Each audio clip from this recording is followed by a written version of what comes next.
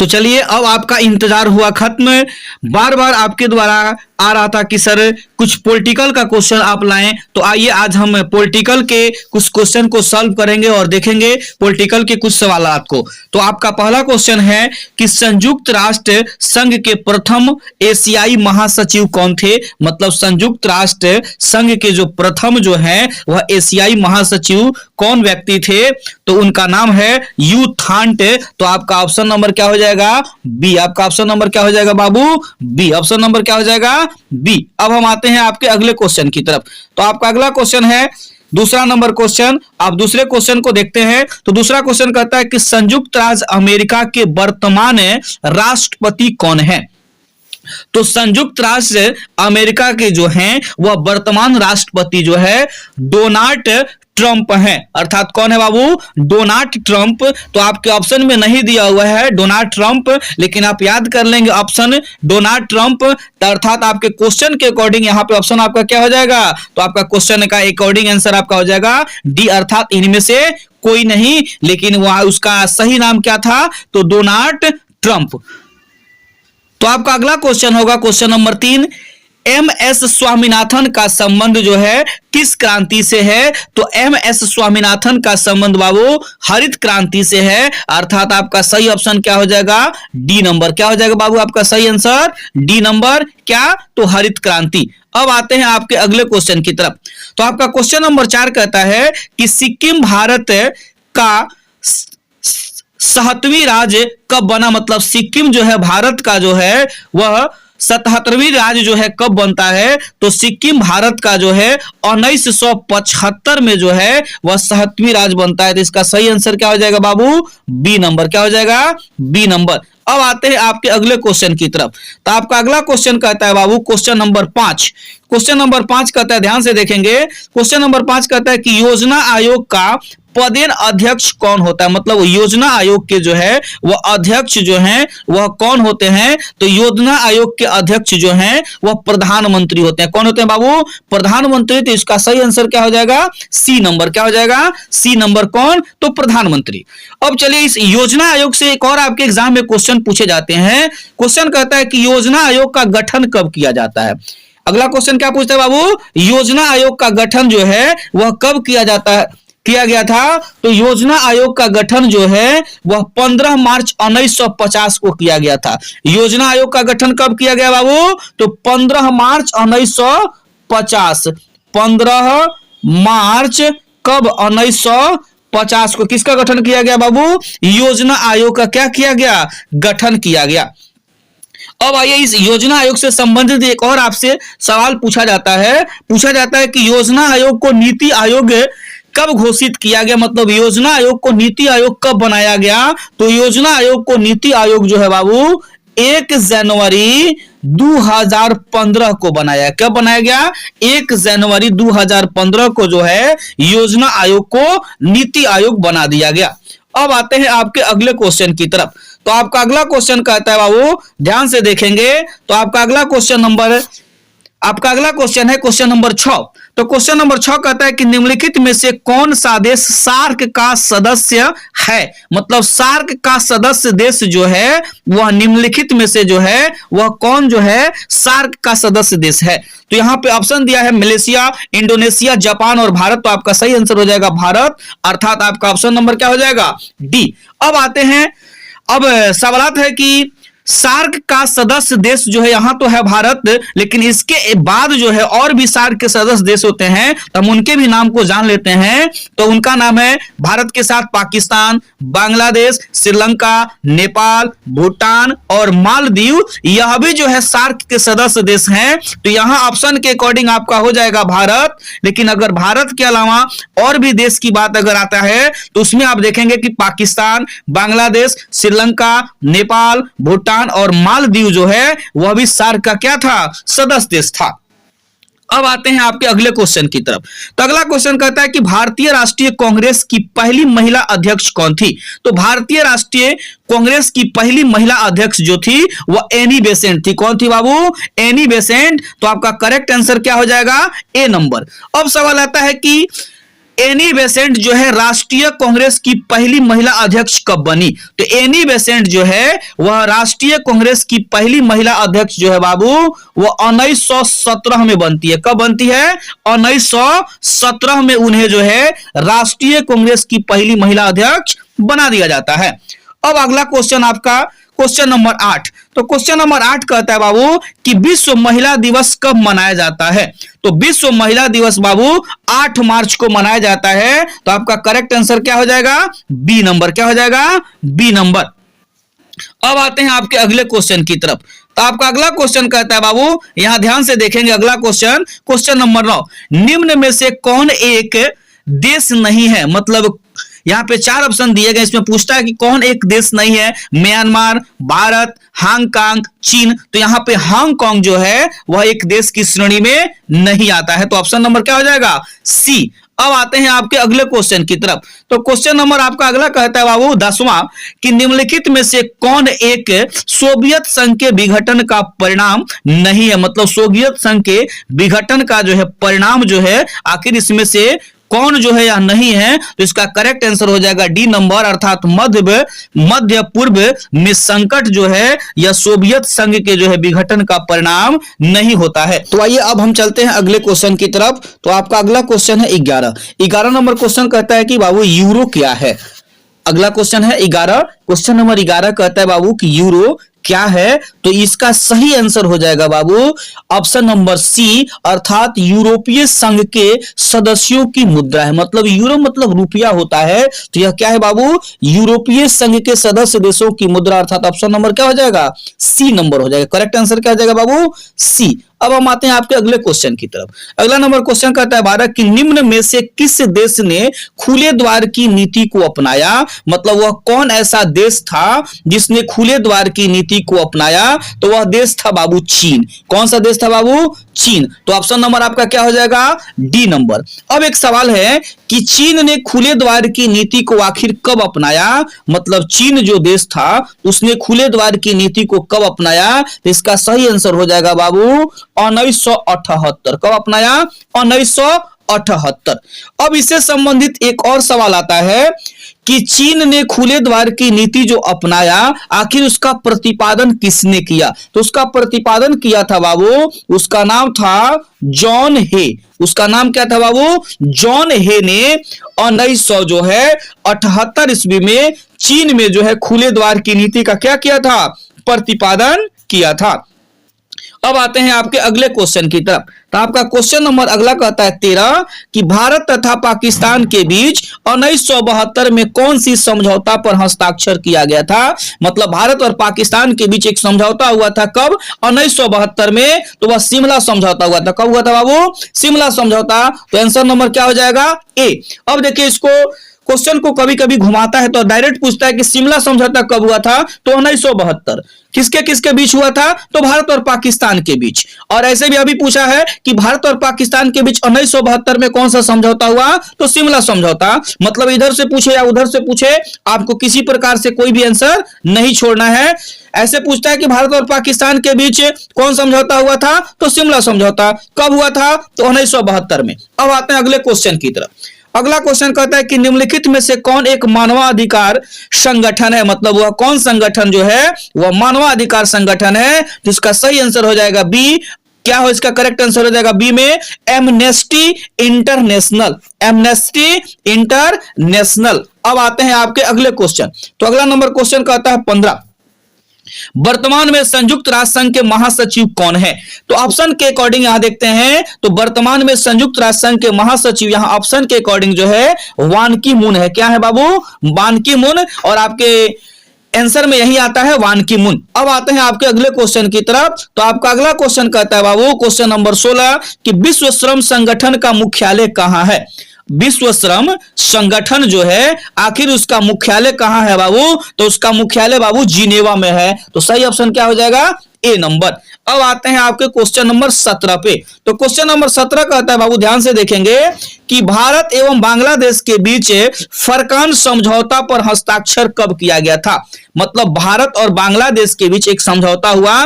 कौन समझौता? तो फरकान समझौता। आखिर उस पर हस्ताक्षर कब किया गया? तो 1996 में। कब किया गया? 1996 में। तो करेक्ट आंसर क्या हो जाएगा बाबू? सी नंबर। आपका अगला क्वेश्चन कहता है क्वेश्चन नंबर बाबू 18 कि 1992 में किस शहर में पृथ्वी सम्मेलन हुआ था? तो रियो डी जनेवा। मतलब यहां पे दिया हुआ है रियो डी जानीरो, मतलब रियो डी जानीरो, मतलब ऑप्शन नंबर आपका क्या हो जाएगा? B number. अब सवाल है कि यह जो सम्मेलन हुआ था वह कब से कब तक चला? तो 13 से 14 जून के बीच जो है यह सम्मेलन चला था। और इस सम्मेलन में 100 से भी अधिक देश क्या हुए थे? शामिल हुए थे, मतलब भाग लिए थे। अब आते हैं आपके अगले क्वेश्चन की तरफ। अगला क्वेश्चन कहता है किस आंदोलन ने आंध्र क्षेत्र के लिए स्वायत्तता प्रदेश की मांग की? मतलब वह कौन ऐसा जो है देश जो था, प्रदेश जो था, वह स्वायत्तता क्षेत्र के लिए उन्होंने मांग किया था? तो वह आंदोलन था तेलंगाना आंदोलन। तो ऑप्शन क्या हो जाएगा बाबू? B number. अगला क्वेश्चन कहता है 20 नंबर।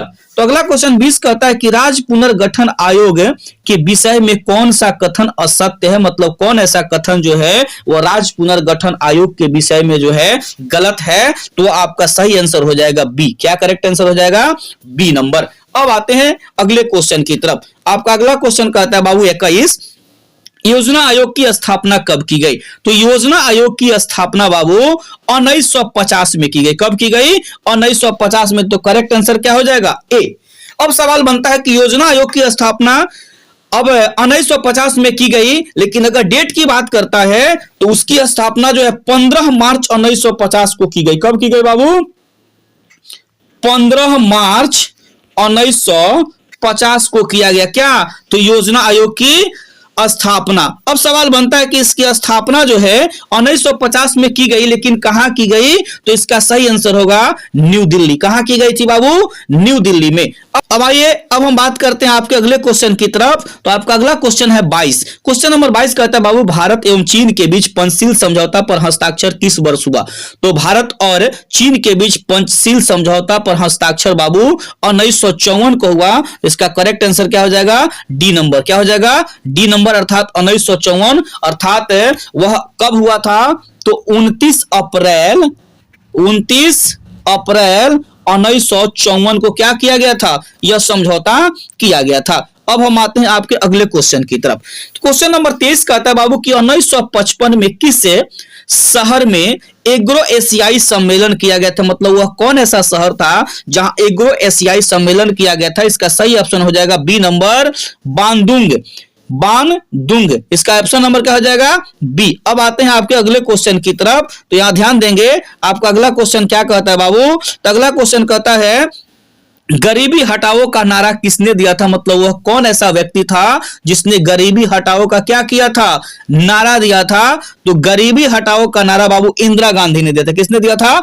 इंदिरा गांधी। तो आपका करेक्ट आंसर क्या हो जाएगा? B number. अब सवाल आता है कि आखिर इंदिरा गांधी ने गरीबी हटाओ का नारा कब दिया? तो इंदिरा गांधी ने गरीबी हटाओ का नारा बाबू 1971 में दिया था। कब दिया था? 1971 में दिया था। अब हम आते हैं आपके अगले क्वेश्चन की तरफ। तो आपका अगला क्वेश्चन कहता है बाबू कि बहुजन समाज पार्टी के संस्थापक कौन माने जाते हैं? मतलब बहुजन समाज पार्टी की स्थापना किसने की? तो बहुजन समाज पार्टी की स्थापना काशीराम ने किया था। किसने किया था? काशीराम ने। इसका करेक्ट आंसर क्या हो जाएगा? सी। अब सवाल आता है कि बहुजन समाज पार्टी की स्थापना काशीराम ने कब कर दिया? तो इसकी स्थापना काशीराम ने बाबू 14 अप्रैल 1984 को किया। कब किया? 14 अप्रैल 1984 को काशीराम ने बहुजन समाज पार्टी की क्या कर दिया? स्थापना कर दिया। अब आते हैं आपके अगले क्वेश्चन की तरफ।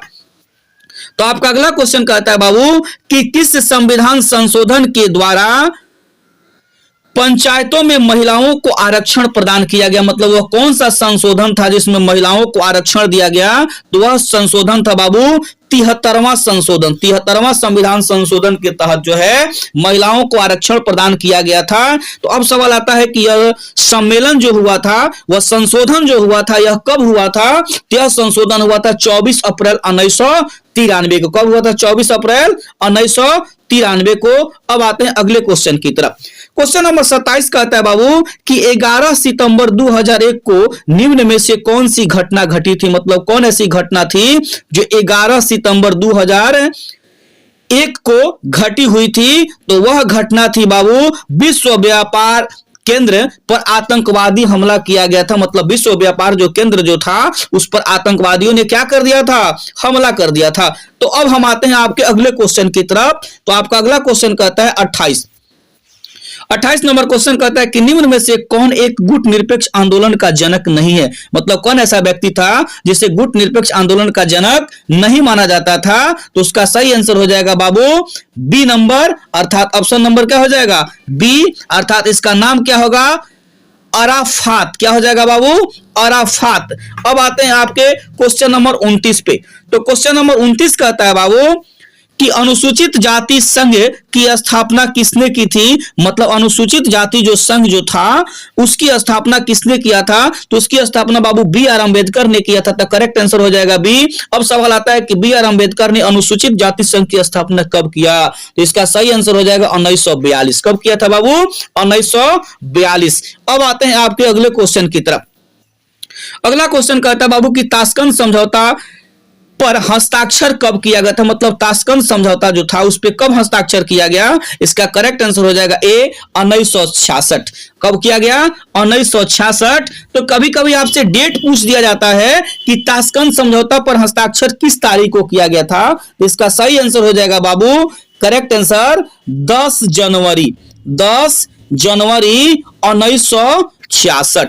10 जनवरी 1966 को क्या किया गया था? तो ताशकंद समझौता पर हस्ताक्षर किया गया था। अब एक और सवाल इस ताशकंद समझौता से आता है कि आखिर ताशकंद समझौता किन किन देशों के बीच हुआ था? तो ताशकंद समझौता जो है वह भारत और पाकिस्तान के बीच हुआ था। किसके किसके बीच? भारत और पाकिस्तान के बीच। अब आते हैं आपके अगले क्वेश्चन की तरफ। अगला क्वेश्चन कहता है कि किस देश ने, अगला क्वेश्चन कहता है, ध्यान से सुनेंगे, कि किस देश ने सुरक्षा परिषद में सर्वाधिक बार निषेधाधिकार का प्रयोग किया था? मतलब वह कौन ऐसा देश था जिसने सबसे अधिक बार जो है वह निषेधाधिकार का प्रयोग किया था? तो वह देश था रूस। तो करेक्ट आंसर क्या हो जाएगा बाबू? सी नंबर। सी नंबर में क्या हो जाएगा? रूस। अब आते हैं आपके अगले क्वेश्चन की तरफ। तो क्वेश्चन कहता है कि निम्नलिखित में से कौन सा देश नाटो का सदस्य देश नहीं है? मतलब वह कौन ऐसा देश जो है वह नाटो का सदस्य देश नहीं होता है? तो इसका करेक्ट आंसर हो जाएगा बाबू ब्रिटेन। ऑप्शन नंबर क्या हो जाएगा? D number, Britain. अब आते हैं अगले क्वेश्चन की तरफ। क्वेश्चन नंबर 33 कहता है कि 2001 में विश्व विधानसभा चुनाव में किस राजनीतिक दल को सबसे अधिक मत मिला था? तो वह दल था बाबू जनता दल यू, अर्थात ऑप्शन नंबर क्या हो जाएगा? ए नंबर। अब आते हैं क्वेश्चन नंबर 34 की तरफ। क्वेश्चन नंबर 34 कहता है कि मैक-मोहन रेखा क्या है? मतलब मैक-मोहन रेखा जो है आप किसे कहते हैं? तो वह एक ऐसी रेखा है जो भारत और चीन के बीच खींची जाती है, अर्थात करेक्ट आंसर क्या हो जाएगा बाबू? सी नंबर। क्या आंसर हो जाएगा? C number. अब आते हैं आपके अगले क्वेश्चन की तरफ। तो आपका अगला क्वेश्चन कहता है 35 कि संयुक्त राष्ट्र संघ की स्थापना कब हुई? तो संयुक्त राष्ट्र संघ की स्थापना बाबू 1945 में होती है। तो करेक्ट आंसर क्या हो जाएगा? ए। क्या होती है? 1945। अब आता है कि संयुक्त राष्ट्र संघ की स्थापना 1945 में तो हुई। आखिर कभी कभी पूछता है कि इसका डेट की कब यह होता है? तो इसका करेक्ट डेट है बाबू 24 अक्टूबर 1945। 24 अक्टूबर 1945 को जो है यह क्या होता है बाबू? इसकी स्थापना कर दी जाती है। 24 अक्टूबर 1945 को इसकी क्या कर दी जाती है बाबू? 1945 में इसकी स्थापना कर दी जाती है। अब आते हैं अगले क्वेश्चन की तरफ। कहता है कि किसने द्विराष्ट्र सिद्धांत का प्रतिपादन किया था? मतलब वो कौन ऐसा व्यक्ति था जिसने द्विराष्ट्र सिद्धांत का प्रतिपादन किया था? तो उस व्यक्ति का नाम था बाबू जीना। तो उसका पूरा नाम था मोहम्मद अली जीना, इसीलिए ऑप्शन नंबर क्या हो जाएगा? C number. अब आते हैं आपके अगले क्वेश्चन की तरफ कि भारत का प्रथम प्रधानमंत्री कौन था, मतलब वह कौन ऐसा व्यक्ति था जो भारत जब आजाद हुआ तो उसका प्रथम जो पहला जो है प्रधानमंत्री उसको बनाया गया, तो उसका नाम था जवाहरलाल नेहरू। क्या था? जवाहरलाल नेहरू। अर्थात इसमें कुछ नहीं है, इसीलिए आपका ऑप्शन नंबर क्या हो जाएगा? D number. ऑप्शन नंबर आपका क्या सही होगा? डी। अब आते हैं अगले क्वेश्चन की तरफ। अगला क्वेश्चन कहता है कि 1975 में राष्ट्रव्यापी सत्याग्रह का नेतृत्व किसने किया था? तो 1975 में जो है वह राष्ट्रव्यापी सत्याग्रह का नेतृत्व किसने किया? आपका क्वेश्चन नंबर 38 कहता है कि 1975 में राष्ट्रव्यापी सत्याग्रह का नेतृत्व किसने किया? तो जयप्रकाश नारायण। तो ऑप्शन नंबर क्या हो जाएगा? ए नंबर। आते हैं 39 नंबर। तो 39 नंबर क्वेश्चन कहता है कि 1989 में किसने राष्ट्रीय मोर्चा सरकार का नेतृत्व किया? तो इसका करेक्ट आंसर हो जाएगा वीपी सिंह। आंसर नंबर क्या हो जाएगा? ए। आते हैं आपके 40 नंबर क्वेश्चन पे।